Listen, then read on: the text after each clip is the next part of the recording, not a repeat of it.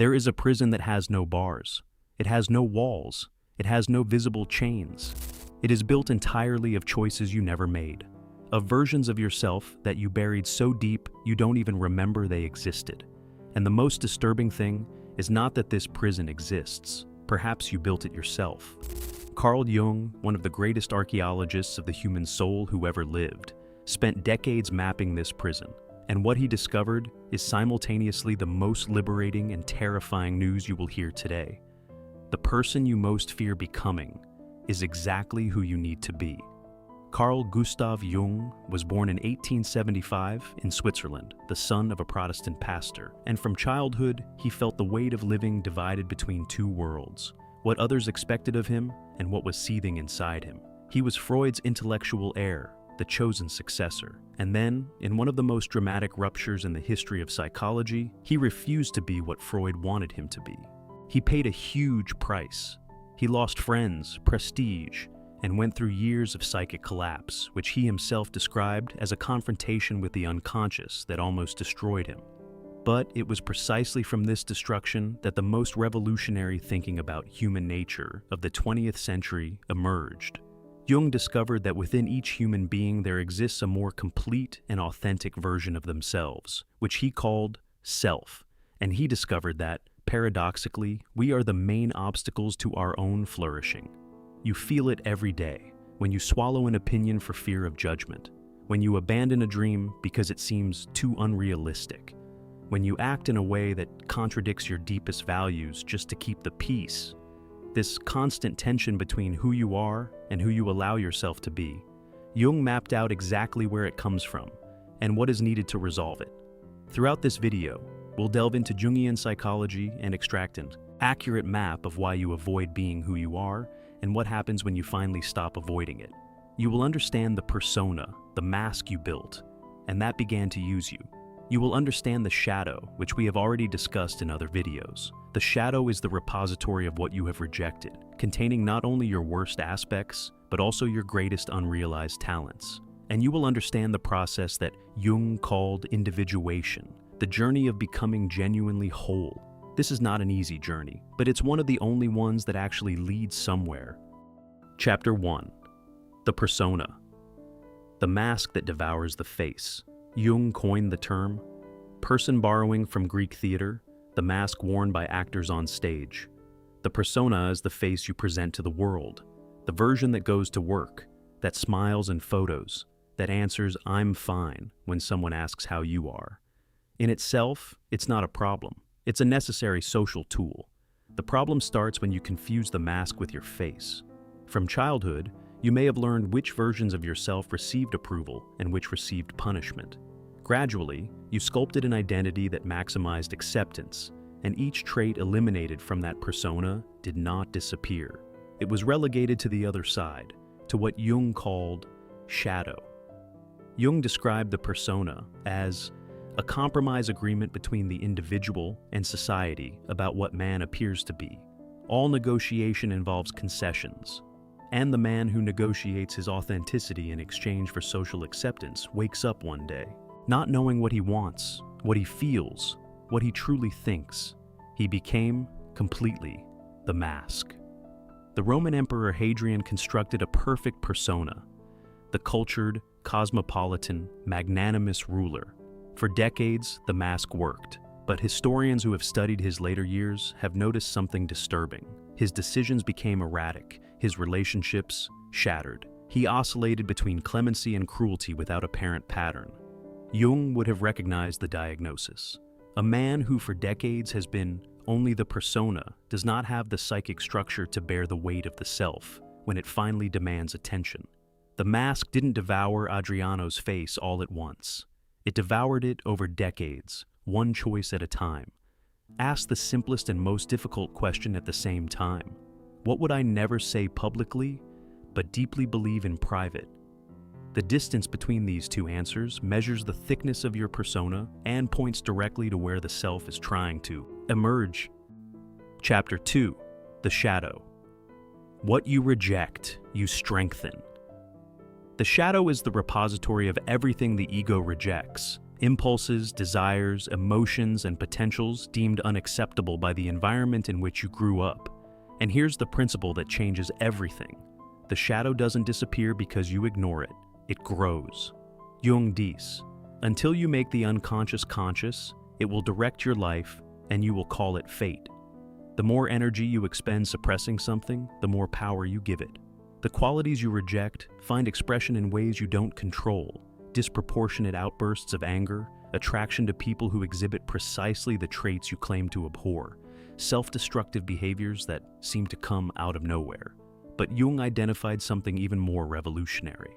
The shadow contains not only its worst aspects, it also contains the buried gold, talents suppressed because they seemed inadequate, emotions forbidden because they seemed weak, desires abandoned because they seemed irresponsible, the child raised to be sensible who buried their creativity, the man conditioned to never show emotion who buried his capacity for genuine connection.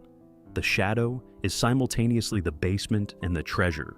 Keep an irritation diary for a week. Every time someone irritates you intensely, honestly ask yourself, what about this person reminds me of something I reject in myself?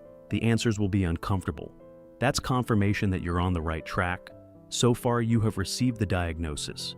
You understood the persona, the mask that began to wear you.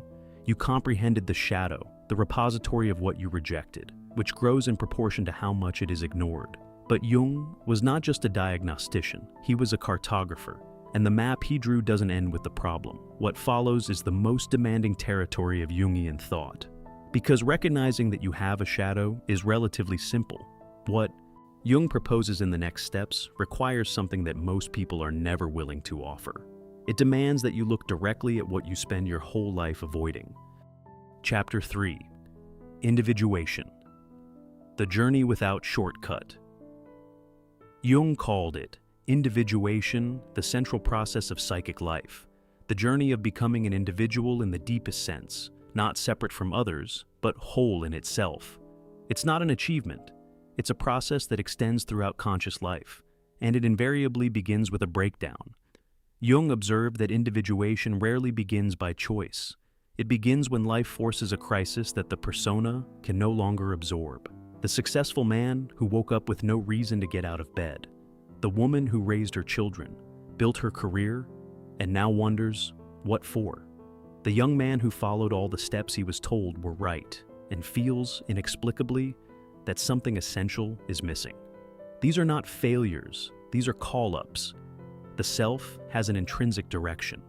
When the ego resists long enough, the self presses harder through symptoms, crises, disturbing dreams.